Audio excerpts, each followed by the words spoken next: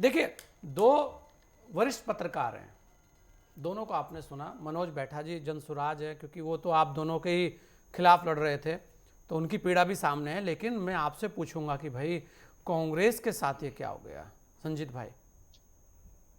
देखिए, सबसे पहले तो भारतीय जनता पार्टी और जनता दल यूनाइटेड की इस जीत के लिए मैं उनको हार्दिक आभार और धन्यवाद और शुभकामना प्रकट करता हूं। बिहार की जनता ने आज एनडीए के पक्ष में जनादेश सुनाया है। इसीलिए आज मैं समझता हूं कि उनको धन्यवाद और आभार प्रकट करने की आवश्यकता है, बिहार की जनता को।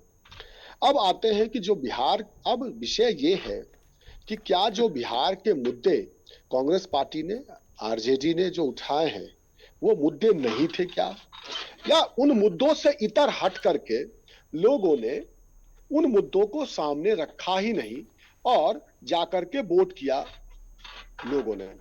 तो मैं समझता हूं आज ये विषय हमारे आपके सामने चर्चा बिंदु रहना चाहिए। संजीत क्या भाई, बिहार के मैं अंदर आपसे प्रति दो व्यक्ति सवाल ले आय रहा हूं। संजीत भाई देखिए, जी दो सवाल हैं आपके और बड़े महत्वपूर्ण है, उसका जवाब भी दीजिएगा बिना लाग लपेट के।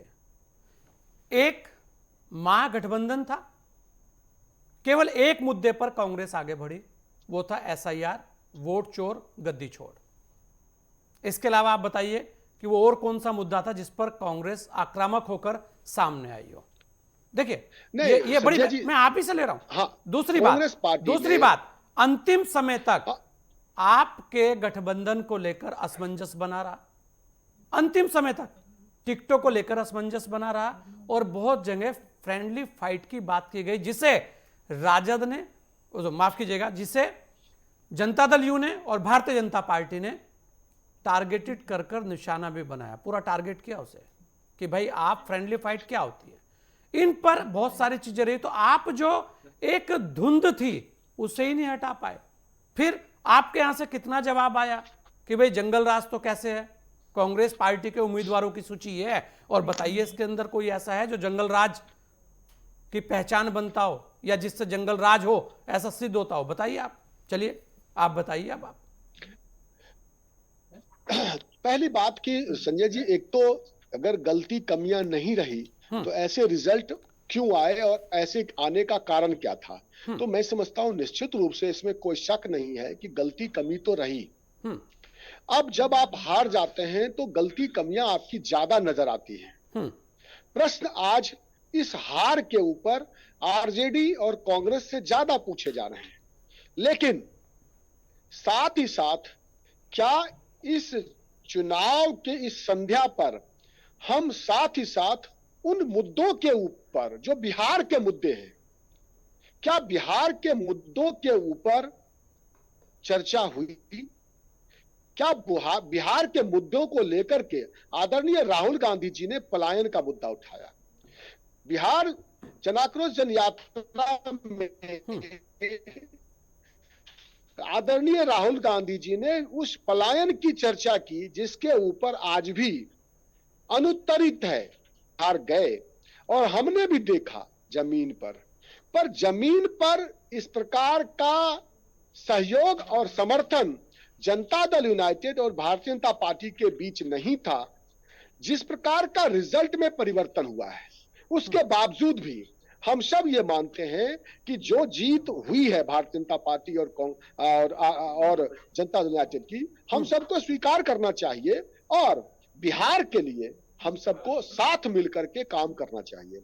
अब आज बिहार की जब चर्चा होगी तो निश्चित रूप से हम पूछेंगे कि बिहार के लोगों का इंडस्ट्रियल कॉरिडोर, आज भारतीय जनता पार्टी के साथी बताकर जाएं कि 20 वर्षों में आपने तो कुछ नहीं किया, एक भी इंडस्ट्रियल कॉरिडोर नहीं लगा, लेकिन अगले 5 वर्षों में आप बिहार के अंदर विभिन्न जिलों के अंदर, चाहे समस्तीपुर, वैशाली हो, मुजफ्फरपुर हो, यहां पर लीची का उद्योग, लीची का बगान बहुत बहुतायत मात्रा में पाया जाता है। आप लीची के फ्रूट प्रोसेसिंग से संबंधित आप वहां पर बहुत अच्छी फैक्ट्री मुझे बताइए संजीत भाई, पूर्णिया में, अररिया में, किशनगंज में, अब इन मुद्दों का कोई महत्व रह गया है? अभी आज की तारीख में मुझे नहीं लगता इन मुद्दों का कोई महत्व रह गया है। ये बात मैं अभी और भी लोगों से लूंगा, लेकिन संजीत भाई मुझे एक चीज बताइए कि सामने दो लोग बैठे हैं, एक आप बैठे हैं, एक द्विजेंद्र तिवारी जी बैठे हैं। मैं दोनों लोगों से कहता हूं कि इधर हथियार रखा है और इधर फैक्ट्री की बात हो रही है।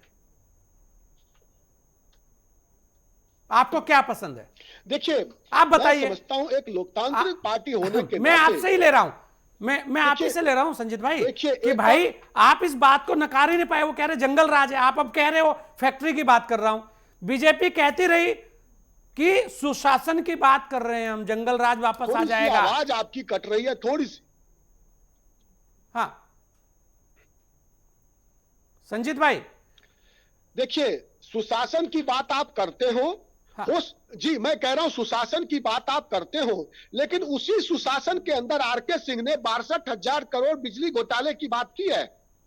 क्या अगर ये सुशासन का पैमाना है तो हाँ, 62,000 करोड़ रुपए के उस घोटाले को भी अगर आप स्वीकार करते कि ये सुशासन है, हाँ। तो आप क्या, मैं समझता हूं इस सुशासन की इस परिभाषा के लिए आपको बहुत बहुत कोटि सा धन्यवाद।